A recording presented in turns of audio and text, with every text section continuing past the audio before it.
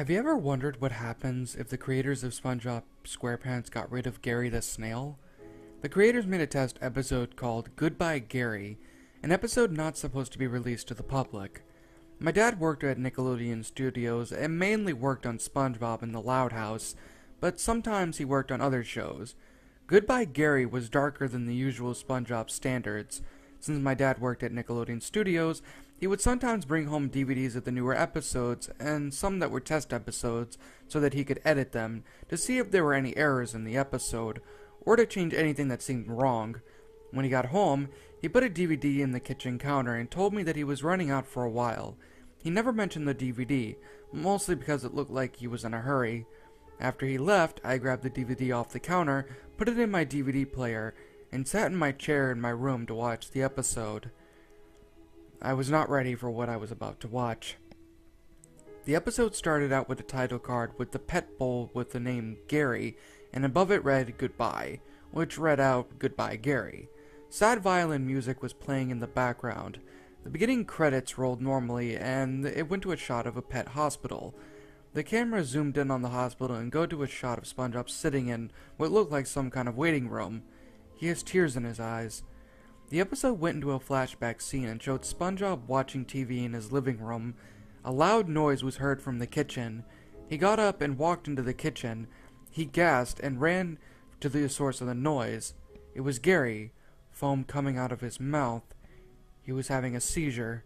He looked over to where he found Gary and saw the bowl upside down, with green snail food all over the kitchen floor. The last part of the flashback scene was SpongeBob running out of his pineapple house, Gary in his arms. The camera goes back to the waiting room with SpongeBob still sitting with tears in his eyes. A fish in a doctor's coat walks out and walks to SpongeBob. "Is he all right, Doc?" SpongeBob said, trying not to stutter. The snail food that he ingested had essence of rat poison in it. He had consumed too much of the food. "I'm sorry, SpongeBob," the doctor said, pulling a fin on SpongeBob's shoulders. SpongeBob begins to cry loudly, so loud that the camera panned outside a Bikini Bottom. The screen faded to black. The screen then came back to SpongeBob sitting in his house with Sandy and Patrick with a couple of Krabby Patties. But something was different about SpongeBob. He looked thinner, like he hadn't eaten for about a couple of days. "Hey Sandy," Patrick began, "don't you think SpongeBob looks different?" "He lost Gary," Sandy said. "Give him some time. Here, SpongeBob." She gave SpongeBob a Krabby Patty. "This'll cheer you up for sure." It switched to SpongeBob's perspective and showed the patty in his hands and slowly morphed into a snail Gary. "Meow," the Gary in the SpongeBob's imagination said. It switched out of SpongeBob's perspective, and he started to cry loudly and uncontrollably. Sandy and Patrick tried to calm him down, with no success. Squidward burst through the door and screams, "Will you cut it out?" SpongeBob's crying didn't stop. Patrick got up and yelled at Squidward, "Do you have any idea what happened? Gary died last week. SpongeBob's sad, and you come in here and scream at him?" This was very unlike Patrick's character. Squidward came back at Patrick, yelling at him, "Gary died? Why couldn't it have been SpongeBob who died? The world would be a lot calmer, and I would be happier than I am now. Or why couldn't it be you who died, Patrick? We had enough idiots in Bikini Bottom alone." That line was very dark, especially for Squidward. They had never said anything like that in the show before, but after he said that, SpongeBob stopped crying and got up. And this is where it went downhill fast.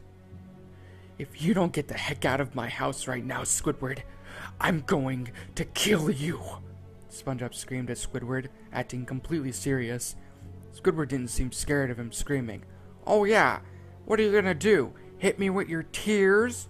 Squidward said, laughing after he said that. SpongeBob finally lost it.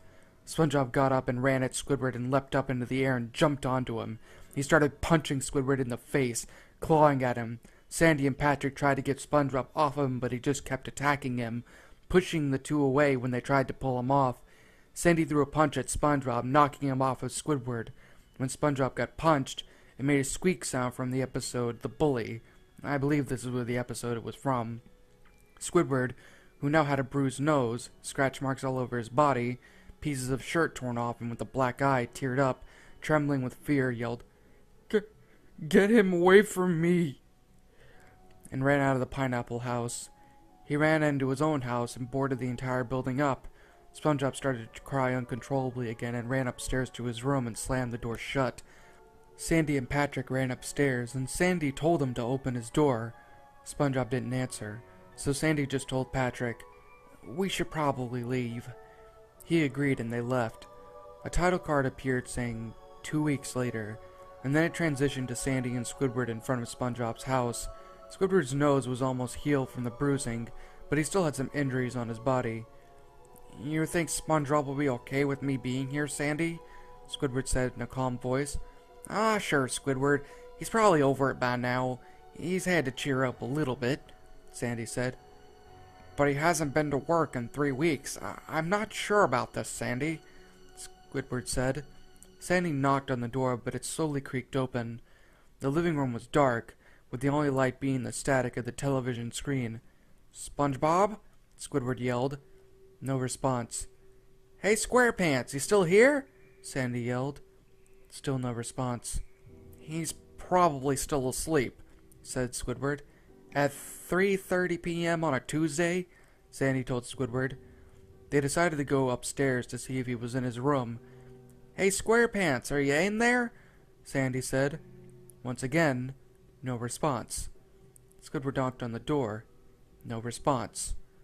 Open the door, Squidward," Sandy said. Squidward did as he was told. And when he opened the door, he gasped and froze. "What is it, Squidward?" Sandy said, very confused. Squidward started stuttering, but finally got the words out. SpongeBob. SpongeBob." Sandy looked into the room and screamed, "Oh my gosh! SpongeBob!" The camera panned over to a shot of SpongeBob with a noose around his neck, if you really wouldn't even call it that, with a chair sitting next to SpongeBob's hanging body on its side. And that was the final shot of the episode as the credits rolled. I was in shock. I didn't know what to think. Was this supposed to be an actual episode? I had no idea what to say. I wound up taking the DVD out of the player and put it back where it was before. My dad never found out that I had watched the DVD. I believe that SpongeBob episode is the current running episode, Gary Come Home.